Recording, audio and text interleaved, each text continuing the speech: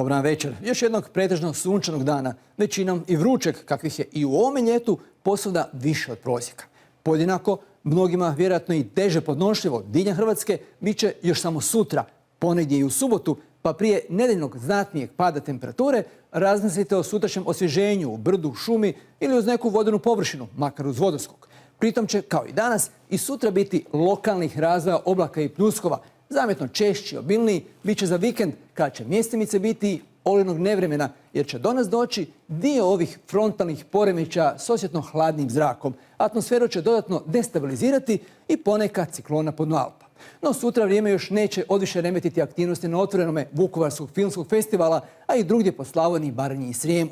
Uz još jedan pretežno sunčan dan s mjestimičnom jutarnjom maglom i samo rijetko mogućim kratkotrajnim pljuskom, najniža temperatura zraka bit će od 17 do 20, a najviša 32 ili 33 stupnja. Podjednako relativno visoka bit će i u središnjoj Hrvatskoj, također uz prijepodnevnu gotovo vedrinu te oblačnije poslijepodne uz moguć poneki pljusak. Unatoč njemu, ako ga uopće i bude, prvi dan lipovljanskih susreta bit će stabilniji i sunčaniji od vikenda, kada bi kiša mogla onemogućiti mimohod u narodnim nošnjama.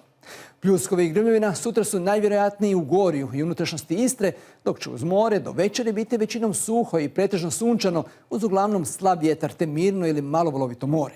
Najniža temperatura zraka oko 23, u unutrašnjosti 12 do 15, a najviša između 28 i 32 stupnja. U Dalmaciji još i malo više, uz većinom sunčano vrijeme sa slabim vjetrom.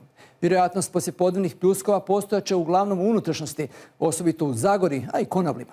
Uz more stabilnije, uz burin pa slab do umjeren jugozapadni vjetar, uz koji će more biti mirno ili malo valovito, temperature 26 ili 27 stupnjeva, čak i malo više od najniže jutarnje temperature zraka, koji će se poslijepodne pak zagrijati na oko 33.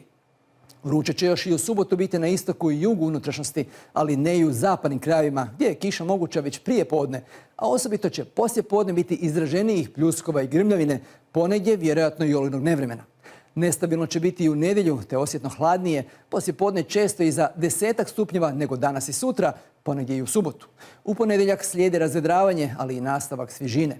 Osim pada temperature, te pljuskova, grmljavine i mjestimičnog nevremena, na Jadranu će nevolja nekima stvarati i vjetar. Najprije jugo, ponegdje i jako, zatim još jača bura, najprije na sjevernom Jadranu, zatim i južnije. Tijekom ponedjeljka većinom slabljenje bure i razvedravanje, zatim ponovni porast temperature, ali ne na ovako visoke vrijednosti. Relativne topline ćemo imati, ali vrućine malo gdje. Uostalom, nije li je bilo dovoljno? Srdačan pozdrav!